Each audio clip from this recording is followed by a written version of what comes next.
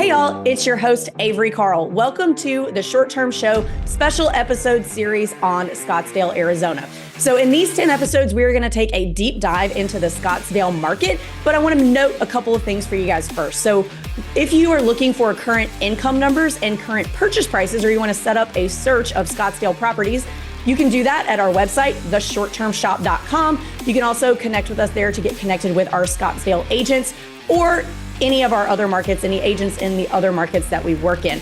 So hope you guys enjoy our Scottsdale mini-series, and we'll catch you guys later. Be sure to join our Facebook group. It's called Short Term Rental, Long Term Wealth, same title as my book, and we'd love to connect with you there as well. Thanks, guys. Let's go. Hey guys, welcome back to another episode of the Short Term Show special episode series on Scottsdale. Today we are talking about all things financing, and we have a great panel here to talk about that. You guys are familiar with Jessica and Leslie out in Scottsdale at this point, but we have Brenna Carls from the Mortgage Shop on. Also, Brenna, you want to introduce yourself and tell everybody a little bit about yourself before we get going? Yeah. Hey guys, my name is Brenna Carls. I'm the CEO and co-founder of the Mortgage Shop with Avery. So we specifically specialize in financing properties that you're interested in. So it's your short-term rentals, long-term rentals, and vacation home loans. So we're going to go through all of those types of loans during this podcast. All right. So let's start with what I think is the easiest type of loan to find. This is the type of loan that if you can get it, I always recommend getting it. Like I said, it's the easiest to find. It's going to be annoying to get them all of your docs and everything, but typically always going to have the best rates, and that is conventional financing. So Brenna, do you want to walk us through how you are qualified for conventional financing and what that is? Yeah. So conventional financing goes off of your personal income and personal debt. So we will pull your credit. We'll see all of your debts on your credit report. We go off of your credit score, your median credit score. So the middle credit score. And then we look at your income per month. We calculate that, whether you're self-employed or W-2. And then we look at your debt to income ratio and qualify you that way. Conventional loan-wise is the easiest loan, I believe, to qualify for if you're just getting started. It's got favorable terms. There's no, hidden agendas or prepayment penalties or anything like that. All right. And so what is debt to income ratio? Let's talk about that first. It's literally your debt divided by your monthly income. So your monthly debt divided by your monthly income. Things like electric bills, water, cable, internet doesn't count against your debt. It's only the debt that reports to your credit report that will count. Okay. So you are qualified based on how much money you make also versus how much money you are spending on your debts each month. So that's your primary home mortgage or your rent. That's your car payment, your student loans, all that stuff they're looking at. So the lower your debt to income ratio is, so the higher your income versus the lower amount that you are spent, the lower the amount that you're spending each month will determine how much you can qualify for. So these are the easiest types to find. You can walk into any brokerage or bank in the country and find conventional loans, but there are some things to keep in mind. So you are going to be limited by your income. So if you make $30,000 a year, it's unlikely that you're going to go qualify for $1 million property. So you have to keep that in mind. You can only get these types of loans in your personal name. So you cannot get them in an LLC. Not a huge deal, but just something to think about. And depending on, you really have to time these in terms of what you can qualify for. If you can only qualify for one property based on your debt to income, you kind of have to time it because typically lenders cannot count rental income from short-term rentals until they show up on your tax return. So if you buy one in February of one year, you may have to wait until the next year after taxes to get your second one. But if you buy one in November, get some income coming in, and then file your taxes in April, you can buy your second one much more quickly. So what I mean by this is that the debt that you take out on the property will show up on your debt to income ratio, but the income will not show up typically until you file your next round of taxes. So keep that in mind. A lot of people mistakenly think that the minimum down payment on a single family conventional is 20 or 25%. It's actually 15%, which a lot of people don't realize. So that's pretty cool that you can put 15% down on a conventional investment loan. What else? Anything I'm missing on conventionals, Brenna? So you can, when you're getting an investment loan, you can use proposed rental income to help offset your debt as well. And like Avery said, you can't, if it's a short-term rental, you'll have to wait till that year to file your tax return to use that actual income. But during the loan itself, you are able to use proposed rental income on that property that we get for you that comes back on your appraisal. And that can help offset your debt to income ratio for that specific deal.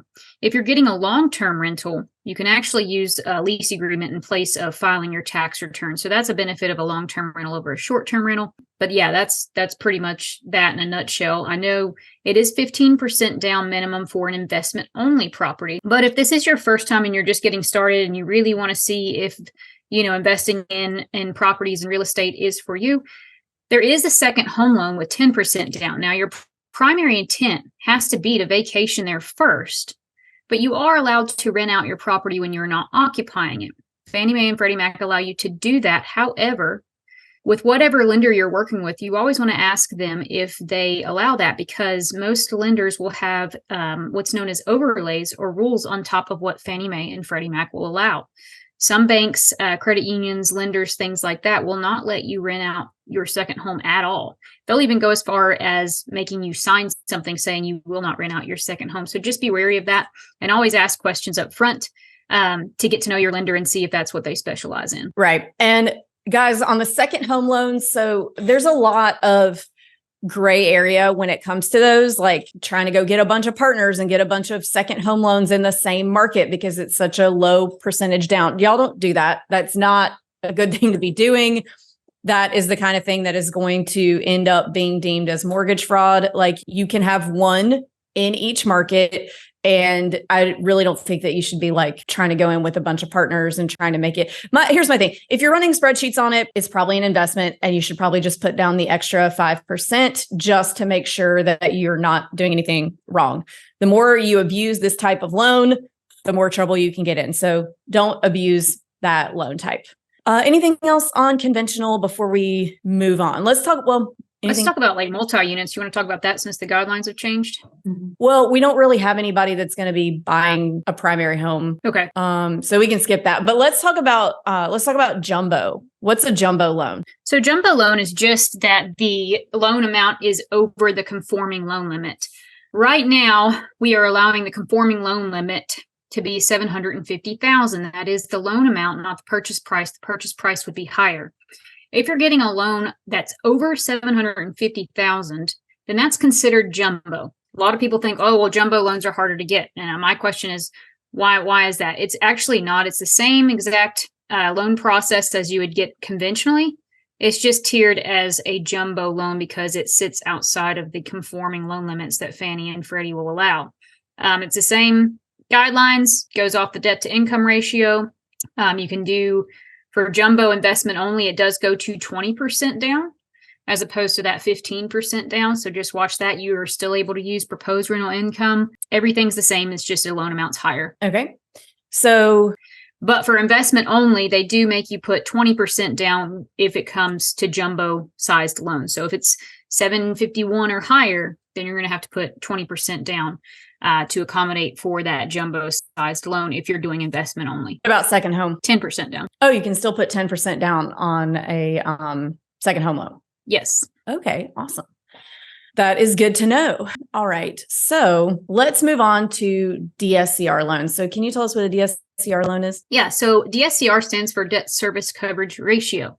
This type of loan is not conforming like Fannie and Freddie. It does not go off of your personal debt or personal income. It goes off the property or purchasing's proposed monthly rental income and the proposed monthly mortgage payment. You have to hit a debt service coverage ratio, which means usually they want a 1-to-1 ratio. So let's say your mortgage payment per month is going to be $4,000. Then you want that rental income to come back, that proposed rental income to come back at $4,000 or higher to hit that 1-to-1 ratio. This is a minimum of 20% down.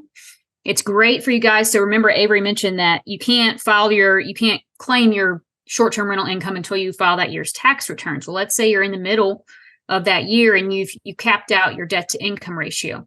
This is a great product for you because it doesn't go off your personal debt to income ratio. Or if you went from a W-2 to a self-employed job and you don't have that 2-year history yet, there's a lot of people out there like that. Forgot to mention that conventional will only allow you to have up to 10 max financed residential properties. So if you have a loan on the property, Fannie Mae allows you to go up to 10 properties. DSCR doesn't have a minimum finance property. So if you've hit that threshold of conventional loans finance, you can always do DSCR as well. Okay. So I think a lot of people, so basically when you're getting a DSCR loan, this is a loan that's given to you based on what the property will make. So you're not qualifying based on your own debt to income anymore. You're based on the property's ability to, or really your ability as a manager to make sure the property makes that debt service coverage ratio. Yes. Okay. These types of loans, guys, are great if maybe your income isn't that high, but you have a big down payment that you can make. You probably wouldn't qualify for a larger property. These are also great if you have just started 1099 work and maybe you don't have 2 years of income to show to get qualified for a conventional loan, because that's how 1099 works. Or, if you've had a big windfall again and you've got a bunch of cash, but you don't have the income to be able to qualify for these bigger loans, this can be a really great way to do it. But the interest rate on these is going to be higher. I see so many people get so excited about these and then they see the interest rate and they're like, well, that's not a good deal. Well, the bank, because that's a risky loan to give you, a loan just based on the idea that you are going to do well enough with this property to pay the mortgage, they're going to protect themselves monetarily in some way. And that's usually through the interest rate on these types of loans. But these can be great because you can have unlimited finance properties. So with conventional, you can only have 10. You can get these right in your LLC. And it's not, like I said, it's not using your debt to income to qualify. So they can be really, really great, but you do have to make sure that you understand everything about them, which also, Brenna, a lot of these have prepayment penalties. Can you talk about that a little bit? Yeah. So conventional, like I said, usually you're going to get a 30-year fixed loan, which means a 30-year amortized loan. Your rate does not change. For DSCR loans, it is a 30-year amortized loan, but sometimes it will have prepayment penalties, which means, let's say, a 3 to 5 year prepayment penalty. If you get the loan, it can still be a 30-year fixed, but if you sell or refinance within the first 3 to 5 years, you will have what's known as a prepayment penalty, which is usually the interest accrued on the years 1 through 5, whenever you sell it. So if you're selling in year 4, then you only have to pay 1 year's worth of interest. There's different rules to it depending on which lender you go with. But we also have options that are 30-year fixed with no prepayment penalty. And the rates are pretty comparable to investment only conventional Fannie Freddie. So whatever deal, best fits your needs at the time, we would look at and see what best suits your needs and your goals. Okay. So if you're getting if you're going to buy a short-term rental with a DSCR and it's one of the ones that has a prepayment penalty, you need to make sure that you're ready to hold this for that amount of time. I've seen some people get in trouble with not running numbers very well and then wanting to turn around and sell on a DSCR loan, within a year or two, and then being shocked at how much they're going to have to pay in that prepayment penalty. So just keep that in mind. Let's see what else. I know I had another question on DSCR, but I lost it. Okay, let's talk about true commercial loans. So, Brenna, can you tell me what a commercial loan is? So, commercial loan is going to be typically something that you get from a bank. A lot of times they're 20-year amortized loans instead of 30, just depending on the bank or credit union. Commercial loans, to me, are a little harder to get because you have to have an established relationship with that bank for them to want to do business with you. Usually, we recommend trying to get a lender local to the area, right? So if you're from Kansas and you're buying a property in Arizona, you may not have that established relationship with a bank in Arizona unless it's a national bank. And so you may have to work a little harder with your numbers to bring in and present to them, hey, this is what I want to do. This is what I'm proposing. This is what I think it's going to make. You have to have all of your numbers together or they're not even going to look at you a second time. The difference with a commercial loan is it's not something that, okay, well, we'll look at your numbers, then we approve you on your debt to income. No, it usually goes to a board of directors at the credit union or bank, and they review it, and then they approve you or not approve you. So when you're looking out for this, talk with your realtor and say, hey, I'm going to be getting a commercial loan, and that kind of signals to your realtor, maybe you should do a longer contract than 30-day contract.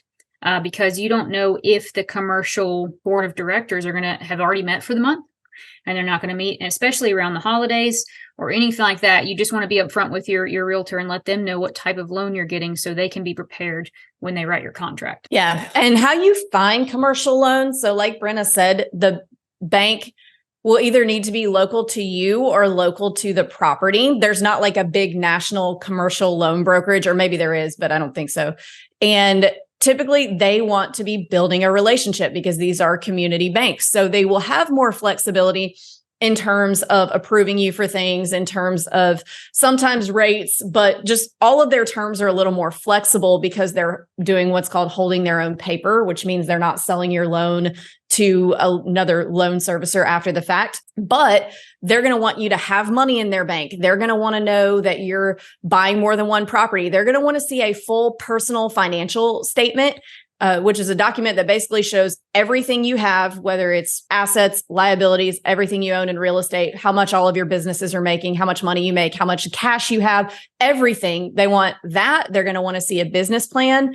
So if you're planning to just go buy one property in Scottsdale, they're probably not going to approve you. But if you have a good PFS and a good business plan, and you're planning to buy multiple properties, you have a better chance of getting approved by a bank like that. But, you're probably not going to, if you're buying a house in Scottsdale and you live in Houston, you're probably not going to go to like a Bank of the Midwest to do this loan. They're not going to give you a loan when you're in a random place to them, buying in a random place to them.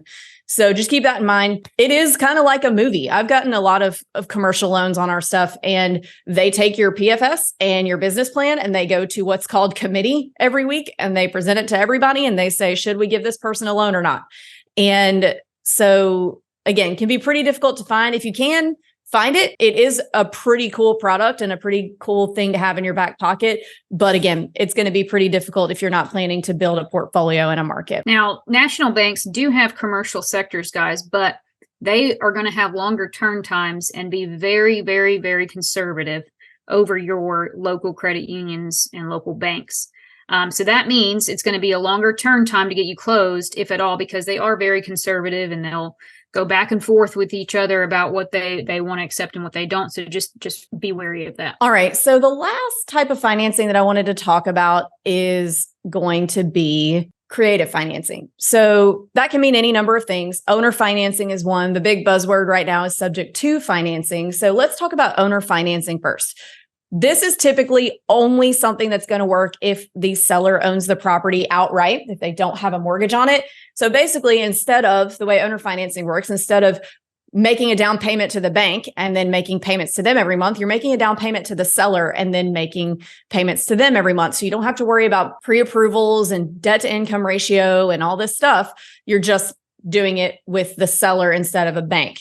So if the seller doesn't own it outright, just don't even ask. But I would like to point out that this owner financing, and also subject to, which we'll talk about in a minute, is not typically very easy to find. A lot of people, especially if they're not distressed sellers, so if they don't have to sell, if they're not having to sell because the property is going to be foreclosed on, or they're getting divorced, or there's been a death or something, they're probably going to want to just have you buy it conventionally, take their money and move on with their life. There's really not, I don't want to say there's no amount of money you could pay me, but I really don't want to be wrapped up with you as a buyer for X amount of years after the fact, chasing you down for payments and stuff. So typically you're going to have to pay more for a property to do either of these types. People will say, well, that's not a better deal than just buying it conventional. Well, duh, because if you're buying it conventional, they're taking their money and they're moving on at no risk to them. You're asking the seller to take on a lot of risk. So yes, you can pay me for taking on the risk of you, a random person who wants me to act as the bank. So keep that in mind. You're probably going to have, not always, you're probably going to have to pay a little more somewhere than conventional. Subject to is very similar to owner financing, but it's when there is an existing mortgage on the property. So this is pretty popular right now in the real estate investor influencer world, because a lot of people have, 3% mortgages right now. And if you go get a new mortgage today, it's in the 7s. So they don't assume the mortgage, because typically the mortgage is not assumable, but they kind of take it over and start paying making the payments on that 3% mortgage for the seller, and then taking a second mortgage with the seller and paying them some amount of money per month on the equity. So let's say the house is has a $500,000 loan on it at 3%. But it's worth 700. You're buying it for 700. So you're going to take over that $500,000 loan, make those payments, and then you're either going to give that seller that 200,000 cash in equity, or you're going to make some smaller down payment and be paying them a second payment per month, in addition to the one you're making on the $500,000 loan, on that extra 200. So again, there's a lot of things that have to line up, both in terms of seller and buyer, to make that work. There's a lot of ways you can really screw it up and get yourself in trouble. So make sure, if that's the route you want to go, that you really do know what you're doing, and that you've studied, and that you've got a title company and attorney who has done this a lot before and knows how to do it. I personally have never done it, if you can't tell, because it kind of makes me nervous. You could tell the way I'm talking, but it can be a really great tool if a seller is a little bit distressed and would really like to get out of the property. It can be something that works really well for everyone. Just make sure that you know what you're doing. That always requires an attorney, not just your agent, to write that up. Yeah, I want to reiterate the attorney part, because people will ask, will that due on sale clause go into effect? If you've never heard of that, it's came about in 2007 and 2008 when we had what's known as straw buyers, or people, their friends were getting loans for them that they couldn't qualify, and then they would be the ones trying to pay the note. And so you definitely don't want to just go about it and think that you're, just going to get subject to. You want an attorney to review it and review the terms of the loan to make sure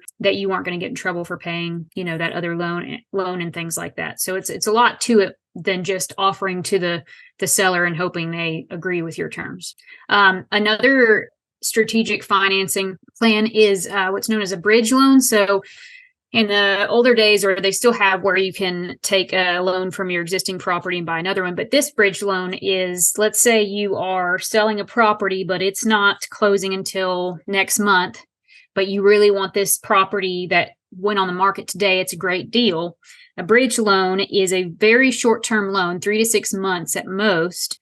And it will allow you to get that property before the other one sells. And then once that other one sells, you can pay off that loan or refinance into a 30-year fixed loan. So there is that short-term loan, but you do have to have a plan in place to get out of that loan in 3 to 6 months, or they will not lend to you. I had a question about the subject to. So you're basically saying that in the original loan, they may or may not allow the seller or the property owner to do subject to. And if you do it and without knowing that, then they could force you to sell the property. Is that what you're saying? So what Avery was talking about, assumable loans. So isn't a loan assumable? Some banks allow it, some banks don't.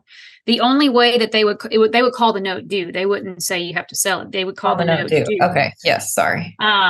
The only way really though they would do that is if the person stopped making payments, which the owner would know about anyway. So because they're the ones that's getting the mortgage statement. So that's really the only way a bank would call it due, is if you went late on your payments, because really they're not going to know it's being paid by somebody else.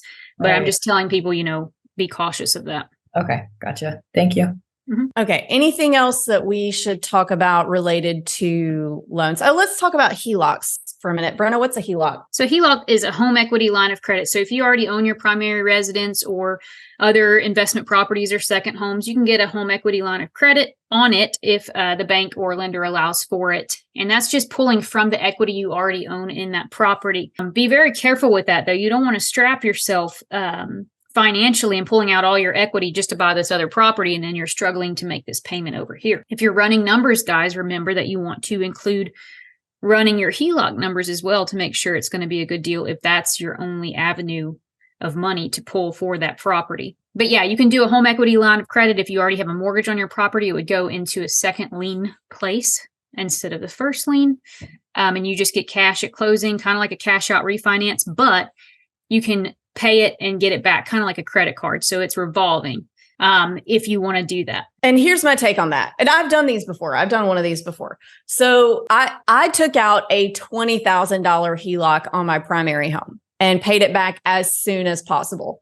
What I don't want to see you guys doing is taking out like $300,000 HELOCs when you've got $400,000 of equity in your primary home and going and buying a bunch of rental properties. Or I see investors, influencers all the time who will, do some kind of reel and show you a property that they bought for like 5 years ago and show you how they have pulled all this equity out. Now it's worth $1 million and they've got 400,000 in equity that they've pulled out to go buy other properties. And then I know for a fact that first property is probably no longer cash flowing at this higher cash out refi or HELOC or whatever you're doing, that any number of ways of doing it, with all of this extra debt on it at the interest rates today, probably not cash flowing. So what I don't want you guys to do is see all of these products and see all of this equity that you might be able to pull out of places and then over leverage yourself. It's okay, if you need 50 grand and you've got 500,000 in equity. Okay, I'm kind of okay with that, but I don't want to see you guys leveraging yourselves to the absolute teeth to go buy more properties to the point that the properties that you're HELOCing or cash out refinancing are no longer cash flowing, because that kind of defeats the purpose of the entire investing thing. So does anybody have anything to add to that? I just had a question because it's been asked of me and I didn't really know how to answer it. But when clients do a HELOC and they're at the interest rates that they are right now, are you able to refi HELOCs as well at any point, or how does that work? It's usually HELOCs are adjustable rate. So they go to whatever the market rate is. So they also need to keep that in mind, because if they're, closing at a 9% interest rate right now and the rates go up, they could, go up to 11.5, 12. I looked at a HELOC term the other day and the rate cap was 15%.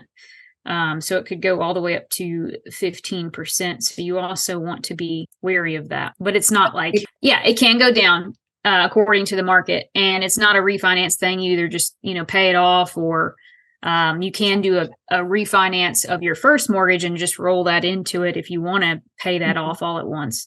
But there's no refinancing, just a HELOC to lower the rate, because the rate just goes to market. Great questions. Anything else that we need to touch on before we close out?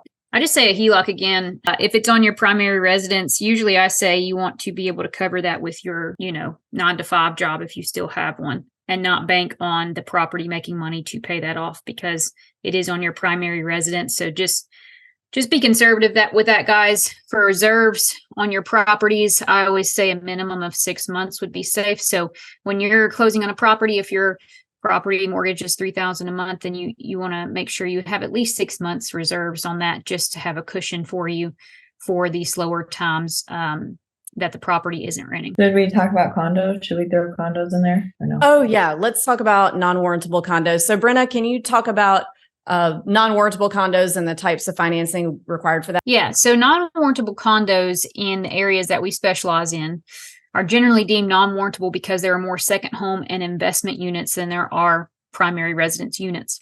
A non-warrantable condo can be deemed non-warrantable for other things like the HOA being in current litigation, where they're the ones being sued upon, or let's say it's a tornado or a hurricane or something like that came through and it damaged the condo.